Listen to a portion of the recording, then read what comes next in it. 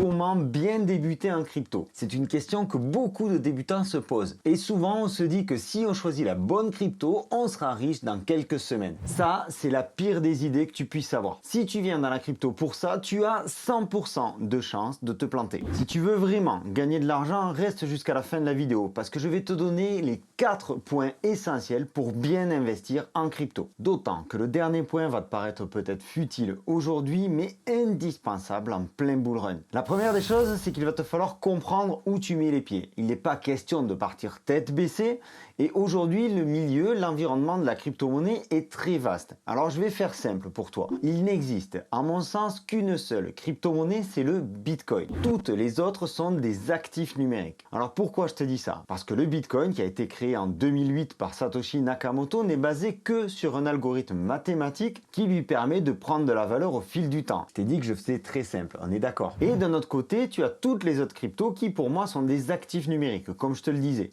Pourquoi? Parce que derrière, il y a souvent des réels projets. Alors je vois certains déjà rigoler derrière leur écran. Oui, les Dogecoin, les Shiba Inu et autres ont des réels projets, qui sont des projets de meme coin, des projets de crypto basés uniquement sur l'engouement des fans. Mais soyons sérieux, 2 minutes, il y a aujourd'hui de très beaux projets qui méritent d'être étudiés, comme le Chainlink, comme le ADA, comme le Atom. Je ne vais pas rentrer dans les détails dans cette vidéo. Sache simplement qu'aujourd'hui, quand tu achètes une crypto, tu achètes la plupart du temps un projet derrière.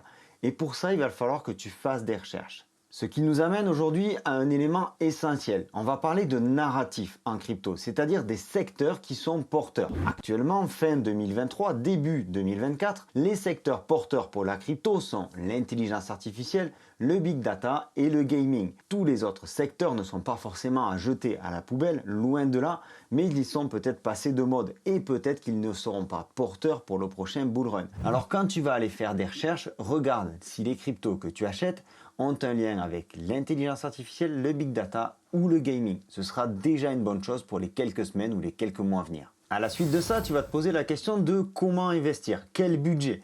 Alors je te le dis d'entrée, on ne pose pas à la maison sur la crypto. C'est un marché très volatile et tu peux perdre la totalité de ton argent. Tu peux gagner énormément d'argent aussi.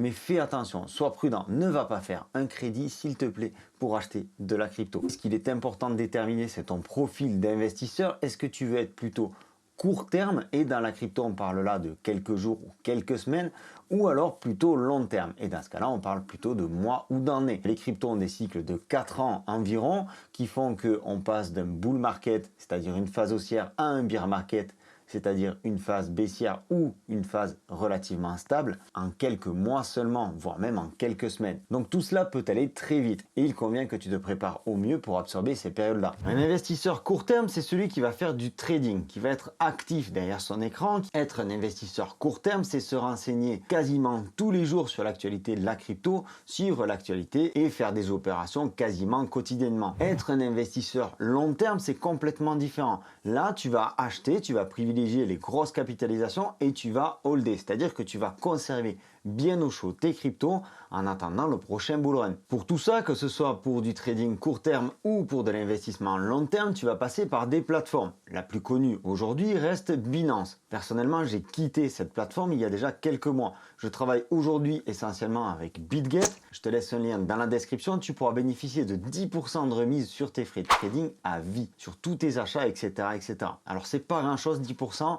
Mais c'est à vie, donc c'est toujours bon à prendre. Il y a une troisième plateforme dont je t'ai déjà parlé dans une vidéo sur cette même chaîne qui s'appelle Young Platform. Là, on est carrément sur une plateforme bon père de famille. Bon, c'est la plateforme que j'ai conseillée à mon papa qui aujourd'hui est à la retraite. Très simple d'utilisation, régulé PSAN, ça marche bien, tu peux jeter un œil, c'est très simple d'utilisation. Maintenant que tu sais où acheter ces cryptos, il va te falloir choisir les bonnes cryptos. Et ça, c'est difficile. J'en reviens aux narratifs dont je t'ai parlé tout à l'heure, qui sont l'intelligence artificielle, le big data et le gaming. Alors comment tu vas les trouver? Ben, ça reste relativement simple. On va pas se prendre la tête. Je t'ai dit dans cette vidéo qu'on resterait simple. Tu vas te rendre sur CoinMarketCap ou CoinGecko et tu vas regarder un petit peu le marché. Donc quand tu vas ouvrir les pages, tu vas tomber sur un listing de crypto. Tu vas trouver Bitcoin et Ethereum en première et en deuxième position. Déjà celles-là, tu peux les mettre dans ton portefeuille. Ce sont les deux plus grosses cryptos au monde. Ensuite, tu vas pouvoir derrière regarder les différents projets, commencer à te documenter et aller plus loin dans tes recherches. Si vraiment tu vois que ça te passionne et que tu as envie vraiment de pousser tes recherches, je te recommande quelques sites d'information comme The Block, qui est un journal anglais, et Twitter. Ici, Twitter, c'est le réseau social des crypto-addicts. Alors, c'est pas forcément facile à prendre en main au départ, mais si tu veux pousser tes recherches, être au courant des moindres cryptos qui sortent, être au courant de toute l'actualité crypto, c'est vraiment sur Twitter que ça se passe. Bien entendu, n'oublie pas de t'abonner à cette chaîne, c'est par ici, ça soutient la chaîne et ça te permet à toi aussi d'avoir le maximum d'informations. Et tu trouveras dans la description de cette vidéo un lien qui te permettra de télécharger ton guide gratuit pour bien débuter en crypto.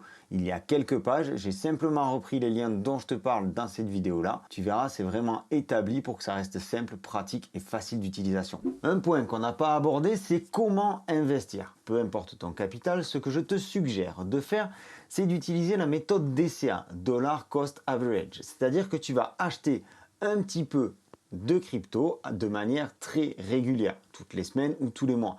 Tu vas déterminer un montant à l'avance et tu vas acheter ce même montant de crypto à chaque fois. Ça, c'est pour les grosses capitalisations, comme je te disais, pour le Bitcoin et l'Ethereum ou les 10 plus grosses cryptos au monde. Et de temps en temps, si tu suis l'actualité, je te recommande d'acheter un micro-bag, 1 ou 2% de ton capital sur ce que l'on appelle des small caps, c'est-à-dire des tokens en devenir. Là, pour toi, ça va ressembler certainement à de la loterie. Et c'est normal parce que si tu débutes, si tu découvres le milieu de la crypto, c'est tout à fait ce que tu vas ressentir. Et certainement que tu vas te planter, certainement que tu vas échouer et certainement que tu vas perdre de l'argent sur ces cryptos-là. Mais petit à petit, à force de persévérance, tu pourras commencer à gagner et repérer les belles cryptos qui vont faire grossir ton portefeuille. Maintenant que tu as acheté sur des exchanges comme Binance, Bitget ou Young Platform, il faut que je te dise une chose, les exchanges, c'est comme ta banque. Demain, ta banque peut fermer, elle va conserver ton argent. C'est déjà arrivé en Grèce, c'est déjà arrivé aussi aux États-Unis l'année dernière. Et on a vu une plateforme crypto FTX fermer ses portes il y a tout juste un an, disparaissant avec des centaines de millions de dollars des utilisateurs. Donc là, il va falloir que tu sois prudent et il va falloir que tu mettes en sécurité tes cryptos sur des wallets. Parce que si tu laisses tes cryptos sur les exchanges, je viens de te le dire, l'argent ne t'appartient pas. Donc mets-les sur des wallets. Qu'est-ce que c'est un wallet? C'est quelque chose qui est connecté directement à la blockchain et toi, tu vas pouvoir y accéder avec des applications comme MetaMask, SafePal ou Bridge Wallet. Tu peux aussi aller au-delà avec Ledger qui offre une sécurité plus importante encore. Je t'ai fait une vidéo exprès là-dessus. Pour revenir rapidement sur les wallets, tu vas donc déposer ta crypto là-dessus et avoir une phrase de 12 mots, ce que l'on appelle une phrase seed, que tu ne dois absolument pas perdre parce que c'est le seul accès que tu auras pour retrouver ton argent, pour retrouver ta crypto. Un dernier point de détail avant de te faire un résumé de cette vidéo. Côté fiscalité, tu dois déclarer tes comptes à l'État français. Déclarer tes comptes, c'est-à-dire déclarer tes exchanges comme Binance, Bitget, Young Platform, etc., etc. Tu n'as pas obligation aujourd'hui de déclarer tes wallets. Par contre, tu dois absolument calculer tes plus-values. Ça, c'est pour le mois de mai l'année prochaine. Je t'en parlerai dans une prochaine vidéo à venir. Alors, si tu veux pas rater cette information, abonne-toi. Par ici, je la sors dans quelques jours. Une fois de plus, je te laisse le lien en description qui te permettra de télécharger ton guide pour bien démarrer en crypto. À l'intérieur, tu retrouveras tout le contenu de cette vidéo et encore d'autres informations. Si tu veux retenir tous les points essentiels de cette vidéo, le premier point, c'est évidemment de bien te renseigner. Le deuxième point, c'est de manager ton argent et de ne pas déposer ta maison sur les cryptos. Le troisième point, c'est de faire attention à ce que tu achètes et où tu l'achètes. Et le quatrième point, c'est de sécuriser tes investissements. C'était Sylvain pour Objectif Lune. J'espère que cette vidéo t'aura apporté un maximum d'informations. Je te souhaite une excellente continuation. Prends soin de toi et de tes finances. À très bientôt. Ciao!